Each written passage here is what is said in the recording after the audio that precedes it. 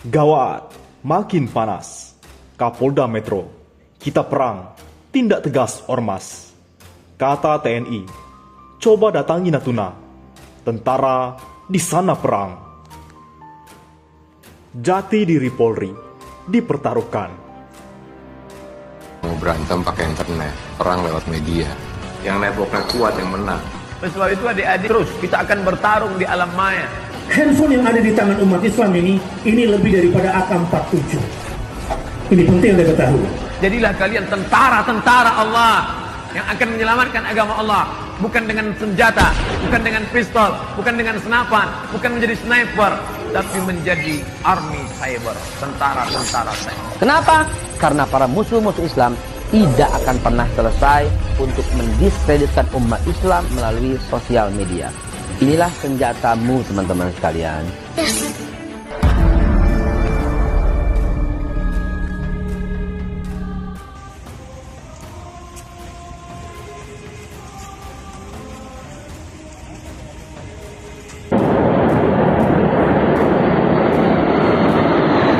Kapolda Metro Jaya, Irjen Fadil Imron, menggelar pertemuan dengan wartawan di Polda Metro Jaya pada Jumat 11 Desember pagi. Pertemuan itu dalam rangka silaturahmi dan perkenalan dengan wartawan. Tapi dalam pertemuan itu, Fadil sempat menjelaskan kepada wartawan saat ini ada sekelompok masyarakat yang merasa mereka berada di atas negara. Namun ia tidak merinci secara spesifik kelompok yang dimaksud. Tidak ada satu kelompok atau ormas yang menempatkan dirinya di atas negara. Apalagi ormas tersebut melakukan tindakan pidana, kata Fadil. Apa tindak pidananya? Melakukan hate speech, melakukan penghasutan, menyemburkan ujaran kebencian, menebarkan berita bohong. Itu berlangsung berulang-ulang dan bertahun-tahun, tambah dia. Akan tetapi, merujuk kasus yang sedang berjalan di Polda Metro Jaya, ada satu ormas yang sedang menghadapi proses hukum, yakni FPI.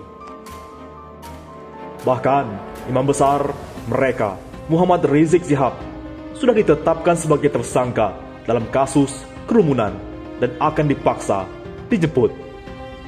Kembali kepada topik ormas itu, mantan Direskrimsus Polda Metro Jaya itu mengatakan tindakan ormas tersebut dapat mengganggu kenyamanan masyarakat. Maka dari itu, Fadil menegaskan akan menindak mereka dengan tegas. Perang, jangan sama ormas. Letjen TNI Muhammad, datangi Papua. Tugas tentara adalah perang. Kepala Staf Umum Kasum TNI, Letnan Jenderal TNI Muhammad Harindra, pada hari Kamis 10 Desember kemarin, telah mengunjungi 3 satuan tempur TNI yang bertugas dalam pengamanan pulau terluar di Natuna. Satuan TNI yang dikunjungi oleh Kasum TNI itu adalah Satuan Radar atau Sadrat 212, Rumah Sakit Integrasi, dan Hanggar Integratif. Dalam kunjungannya, Kasum TNI Letjen TNI Muhammad Harindra menyempatkan diri untuk bertemu dengan para komandan Satuan TNI Terintegritas atau STT yang bertugas di pulau terluar Natuna. Letjen TNI Muhammad pun telah mengingatkan kepada para komandan satuan bahwa tugas utama tentara adalah perang. Oleh karena itu, untuk melakukan peperangan harus disusun organisasi yang efektif di masa damai. Untuk itu, perlu adanya sinkronisasi terhadap Satuan TNI Terintegrasi STT sebagai satuan yang disiapkan untuk menghadapi peperangan di garis depan, kata Letjen TNI Muhammad Harindra. Kasum TNI juga melakukan peninjauan di wilayah perairan Natuna melalui pesawat Intai Maritim TNI AU dan komunikasi langsung dengan Komandan KRI Bung Tomo 357, Kolonel Laut P. Hendro Sugiarto yang tengah melakukan pengamanan di wilayah perairan Natuna.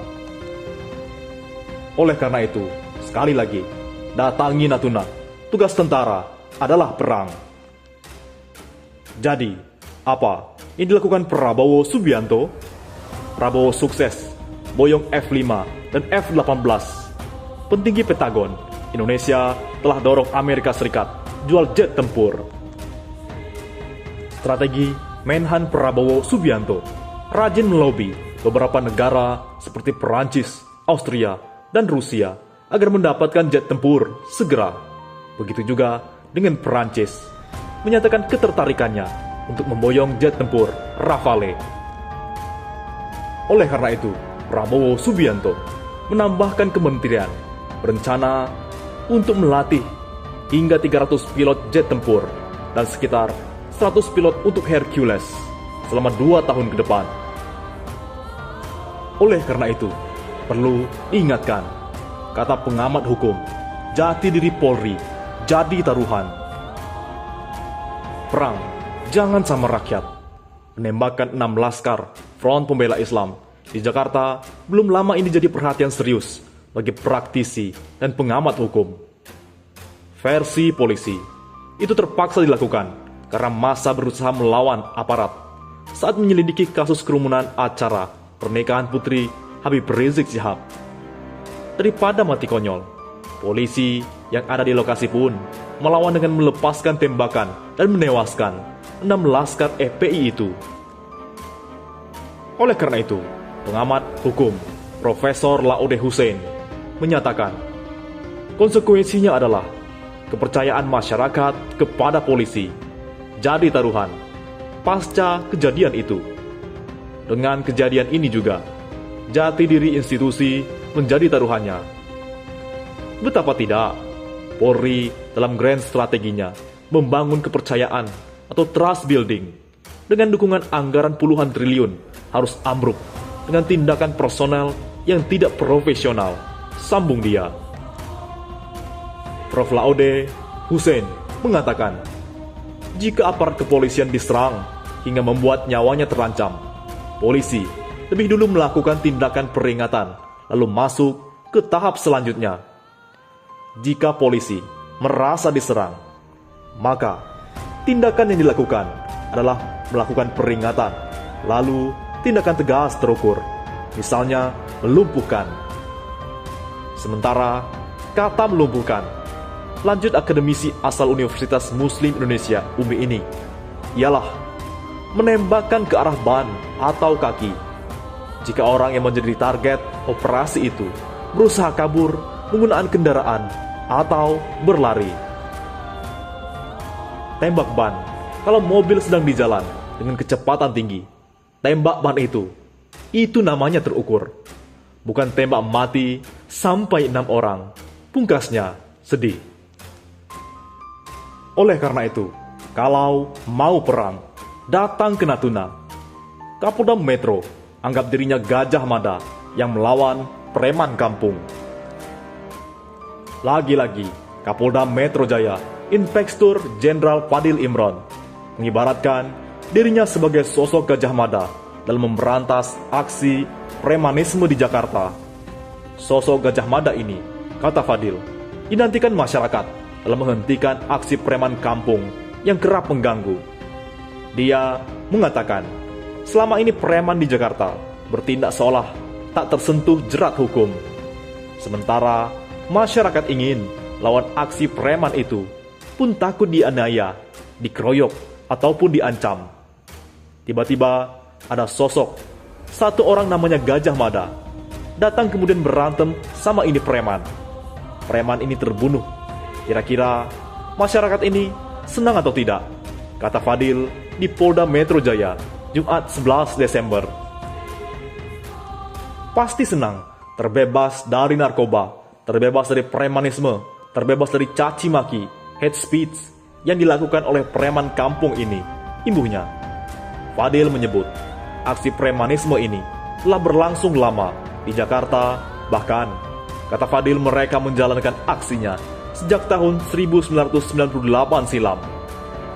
Fadil menyatakan, aparat kepolisian tak akan tinggal diam terhadap aksi premanisme ini. Ia menyatakan seluruh aksi premanisme akan ditindak tegas. Dia mengatakan, premanisme di Jakarta Tak jarang dilakukan anggota ormas berbasis agama maupun suku. Aksi mereka dianggap mengganggu keutuhan persatuan dan keamanan di lingkungan warga. Jadi, apakah Kapolda menganggap dirinya Gajah Mada dan preman adalah Habib Rizik Syihab? Kata netizen, ini melecehkan kebesaran Gajah Mada. Masa Gajah Mada melawan preman kampung? Gajah Mada itu lawan penjajah dan antek-anteknya. Bagaimana menurut pendapat Anda?